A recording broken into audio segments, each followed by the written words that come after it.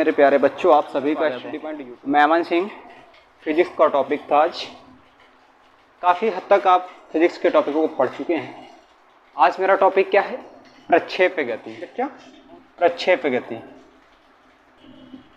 प्रक्षेप्य गति। इस प्रक्षेप्य गति के बारे में आज हम पढ़ेंगे। इस प्रक्षेप्य गति क्या होती है सर आप प्रक्षेप्य गति के बारे में पढ़ रहे हैं, आपको ये भी पता होना चाहिए, मैंने बताया भी है, मूल बिंदु क्या होते हैं? 0,0 होते हैं। मूल बिंदु क्या होते हैं? 0,0 होते हैं बच्चा। 0,0 होते हैं। आपका ये मान लेते हैं यहाँ पे मूल बिंदु है और ये आपका x अक्ष है और ये y अक्ष है।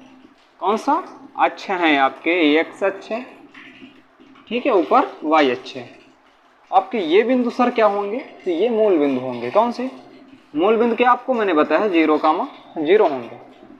अब प्रक्षेप्य गति होती क्या, सबसे पहले आप ये बता देते हैं सर। आप एनीवे किसी भी चीज को आप ऊपर ना फेंक के आप किसी भी स्थिति में फेंक देते हैं तो वो स्थिति कौन सी कहलाती है? प्रक्षेप्य गति। यानी कि कोई भी वस्तु को आप सीधा ऊंचाई यानी कि ऊपर की ओर नहीं फेंकेंगे 90 अंश के सीधा। ये 90 अंश का है, आप सीधा नहीं फेंकेंगे, आप ऐसे फेंक दीजिए, ऐसे फेंक दीजिए, नीचे ऊपर अगल बगल, ऊपर 90 डिग्री पे नहीं जानी चाहिए, सीधा नहीं जानी चाहिए। तो वो कौन सी?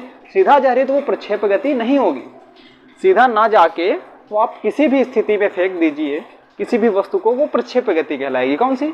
प्रक्षेप्य गति। बिल्कुल आसान भाषा में जान लेते हैं, किसी वस्तु को ऊपर ना फेंके किसी भी स्थिति में फेंक दीजिए आप, वो कौन सी गति कहलाएगी? प्रक्षेप्य गति सर कहलाएगी। प्रक्षेप्य गति।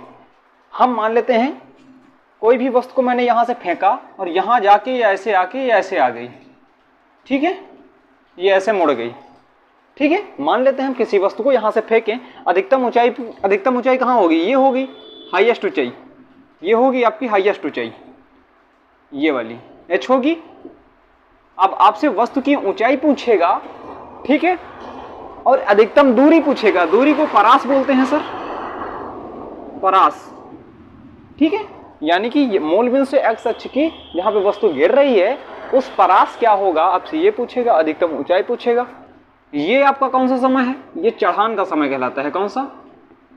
चढ़ान का समय। ये होता है ढलान समय। ढलान समय, क्योंकि यहां से वस्तु हाईएस्ट ऊंचाई पे जाके अपनी स्थिति पे गिर रही हुई है, तो ये होती है y अक्ष हो गया, x अक्ष हो गया। यहां तक तो बात क्लियर है। चढ़ान का समय आपसे पूछे, चढ़ान का समय सर, तो चढ़ान का समय क्या होता है? चढ़ान का समय और ढलान का समय।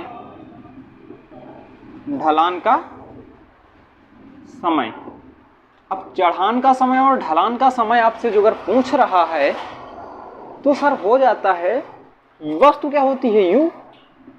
यू होती है वस्तु अपने प्रारंभिक वेग, यानी कि जो वस्तु थी यहाँ पे तो उसका प्रारंभिक वेग क्या था? 0 था। प्रारंभिक वेग 0 होता है। प्रारंभिक वेग से प्रेजेंट किससे करते हैं? तो u से प्रेजेंट करते हैं। अंतिम वेग को v से प्रेजेंट करते हैं, ठीक है। तो u sin theta upon g ये होगा चढ़ान का समय, ठीक है। ये चढ़ान का समय लग रहा है TA बराबर, ठीक है।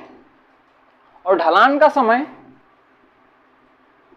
का समय भी यही लगेगा, क्योंकि जिस स्थिति में जा रही थी समय तो वही है ना, 2a sin theta upon g।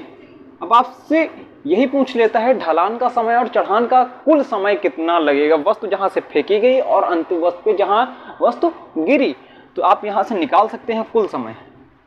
कुल समय, तो कुल समय निकालने के लिए होता है फार्मूला यहाँ पे अप्लाई ही नहीं करना आपको, आप सीधा बता दिए T बराबर TA प्लस TD।